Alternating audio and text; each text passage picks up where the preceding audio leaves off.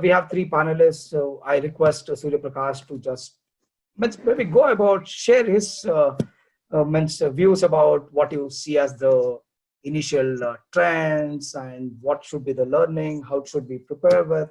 Maybe I'll hand over to you, sir. All right. Thank you. Thank you, Suresh. Thank you very much for this opportunity to be part of this webinar. And there can't be a more appropriate time than this to come to this platform and then talk about this interesting subject. COVID-19, the unprecedented times that we are talking about. Yeah. What are the early lessons? What are we going to see? How are we going to prepare ourselves for COVID-19 and beyond? Beyond COVID-19 is what everybody is now talking about. So these are unprecedented times. And this is something that probably most of us are experiencing it for the first time in our lifetime. I think never before in the history of mankind, 3 billion people were kind of locked down inside their respective homes. That is unprecedented. That never happened before. And as we go through this crisis, as we come out, we need to keep in mind that the world is not going to be the same again. While many of us believe, and all of us know that in the next few months, humankind will achieve its victory over COVID-19.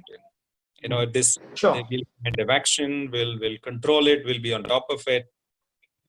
But if you believe that we're going to get back to the world that existed a few weeks ago, a few months ago, that's not going to be the case again. So the new world order is going to be very different. Now there is prediction about recession, economy, but severe downslide, etc. All that is fine. But I think what we are going to see would be the fact that some industries will struggle and some will become stronger. Some organizations, some businesses will close down. Some new businesses, new organizations will emerge. Millions of people will become unemployed. I think we have already seen that report coming in. Several million people registering themselves in the unemployment register. That's going to be on the increase. But we'll also see there are jobs, there are skills which will be on demand. Risk management, contingency planning, emphasis on healthcare, all that, which of course was important in the past, but today and tomorrow it probably would be more important than ever before. And we're talking about, I think you had a poll question about work from home, people liking it. If people are liking it, this is probably going to be the new norm. I agree. The organizations won't like to go back to work from office model. They're seeing the advantage of this. Saving time, more productivity, and beating the traffic, huge savings on your infrastructure cost, etc. And so these are some of the things that we are going to see. And at the same time, we'll also see a lot of new business models that are going to emerge. New way of doing business, online. People will start working online, playing online, shopping online, visiting the doctor online, virtually everything on. While is it something new? No, people have been doing it, but that's going to become almost, all pervasive. So, some of you may have read my recent article where I wrote about COVID-19 and the three head. And I've talked about three possible roads. One road leads to perish, the road to perish. Other one is the road to survive. The third road is the road to thrive. And very clearly said, those of us who are in the state of denial, those who believe that we will go back to the old world in some time, probably are in a state of denial, and we are the ones who are not prepared to change. We are most likely on the path to perish. But those of us who are willing to change, adapt, respond to the change in the external world, quickly learn from others, I think we will probably survive. But once we're going to thrive in this, in the aftermath of COVID-19 pandemic, Well, those of us who can reimagine ourselves, those people who can see the change before it comes, those who can see and visualize the new world which is coming, who are not just ready to change themselves or adapt to the new world, but they are the ones who are able to reimagine themselves, completely reimagine their role, their purpose, their function, their responsibilities. And they're the ones who are going to rule the new world. They're going to write the rules of this new world.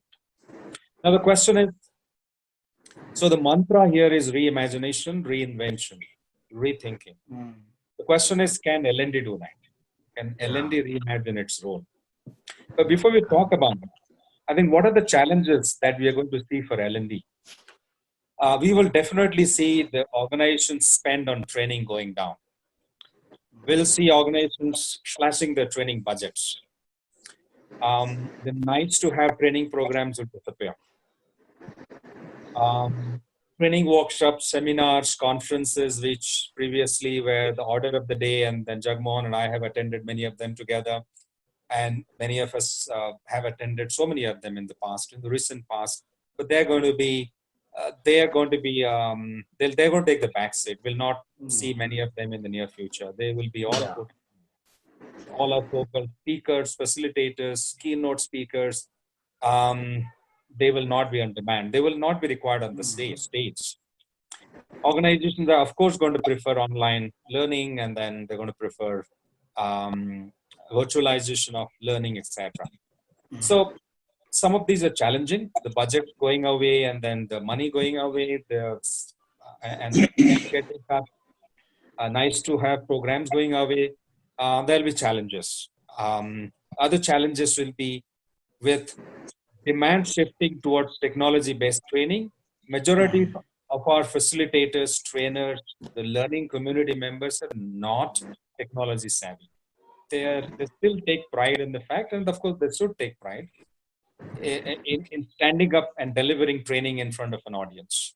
But that's going to change. But when that's going to change, for them to adapt to that new environment, realigning themselves, understanding the nuances of the technology, identifying the right technology, getting a grip on it, all this is going to be challenging. Now the question is, what are the opportunities? It's not as bad as it looks like. It's not about the negative things that are likely to come up. There are positives. There are opportunities. I think the biggest opportunity I see is the fact that organizations would require help. Just before we started this webinar, when we're having this informal conversation, Jagmohan mentioned something very important. He said L&D professionals are in big demand. So organizations need help. They want to bounce back. They want to reimagine themselves. They want to transform themselves, become agile and adaptive. They want to bring in new thinking. They want to build, they want to prepare their workforce for the new world. Who can do this other than the L&D practitioners, L&D leaders? Who can help organizations reimagine? Who can help them bounce back? Who can help them become more resilient? Who can help them be more flexible, agile, and adaptive? It's us who can help them, provided we ourselves are ready, provided we ourselves are in a position to reimagine our role, reimagine our approach, reimagine our strategy. Look at industries like healthcare, pharmaceuticals, medical equipment, education, home entertainment, or online e-commerce, online shopping. All those industries are going to expand. They're going to grow their business. If you look at home entertainment, just imagine the revenues companies like Netflix would have earned in the last 1 month or so. Everybody's just staying back at home. So there'll be more professionals required in this industry for those organizations. And who are going to prepare people there? Who are going to get the workforce ready in those organizations? So I see a lot of opportunities coming, but this is easier said than done. Opportunities exist, but are we ready to tap them? Are we in a position to reimagine ourselves? Are we in a position to reimagine our strategy? Are we in a position to um, facilitate programs, interventions, which will cater to these new needs where organizations require help. So if you are the ones who can reach out to organizations and tell them that we can help you bounce back, we can help you transform, we can help you become more flexible and agile and adaptive, we will be on great demand.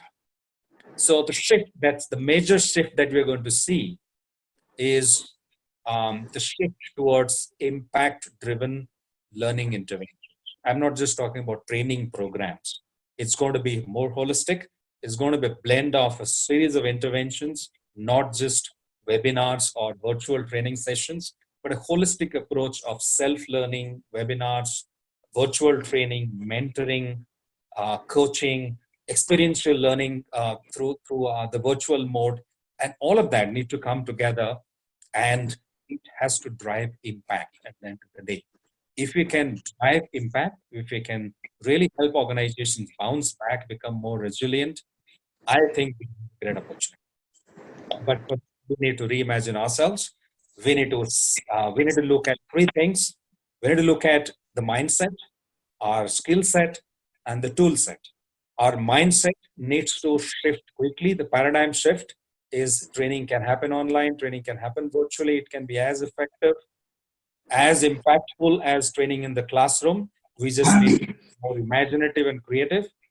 The skill set is about the new skills which are on demand, both on the behavioral and leadership space and also in the technology space, and the tool set. The tool set is going to be largely technology, understanding which are the tools. Suresh, you are moderating this webinar on this platform, which has got fantastic features of a poll, of a chat window, of a interactive, etc. So more and more the L&D facilitators needs to understand technology. They need to identify the right technology which they can use in the right manner to maximize the impact of their learning interventions. So are we ready? The question is, are we ready to build those new skills, drive a change in our mindset, and are we picking up and upskilling ourselves on the right tools? The time is appropriate. All of us are locked down. This is going to continue for some more time. This is the best time to invest in ourselves. This is the best time an L&D has to invest in upskilling itself, reimagining itself, reinventing itself, and we can definitely make an impact. Thank you. Yes, thank you very much. I think there's so much of information, right? I started making notes, and then I had to say, I said, okay, too many points. I'll listen to the webinar recording later on and make the summary of that. I think one thing which you mentioned, definitely it's that reimagining. I think without that, I think unless we are able to adapt, we'll be out of business, right? Be it any organizations or be ourselves in the L&D space. Unless we are able to prepare for something like this now and make that action happen and adapt to the change quickly, so we'll be out of business. So I think there's a lot of information which is covered. Thank you very much for that. I think before I move on, I just thought there's one more poll question which I just wanted to maybe pull up and just see as to, maybe I'm just launching this. So it's a single select, just it's yes and no. So let's see what people have to say. Is really work from home working? Yes, we saw that everyone loved to work from home. Is it really working? Okay, so let's see. I think a lot of, I think everyone are preferring yes, it is working. I think, which is also a good thing because we need to make it work as we see. So I think maybe another 10 seconds. I just leave. Almost 90% of the people have responded.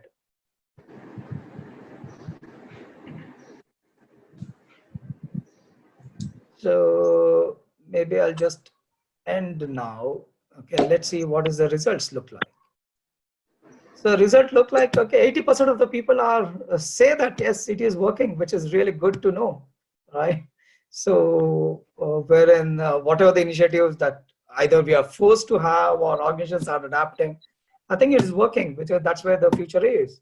at least for the foreseeable thing. And as you mentioned, Surya sir, that this is the norm that organizations have to adapt to. Is working. I think we have to see how it shapes up. Looks like this poll has been rigged. We're getting 80-20 all the time.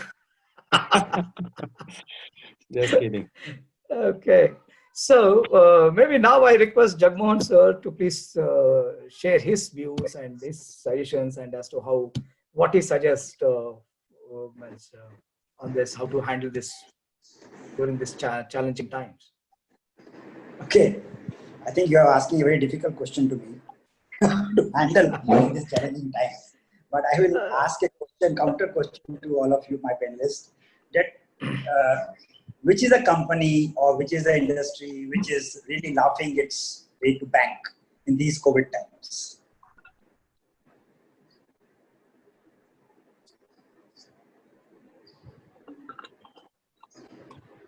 Any idea, any hint?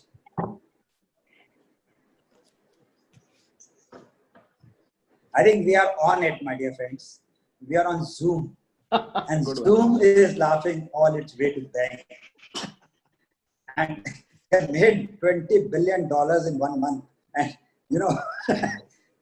I think everybody who did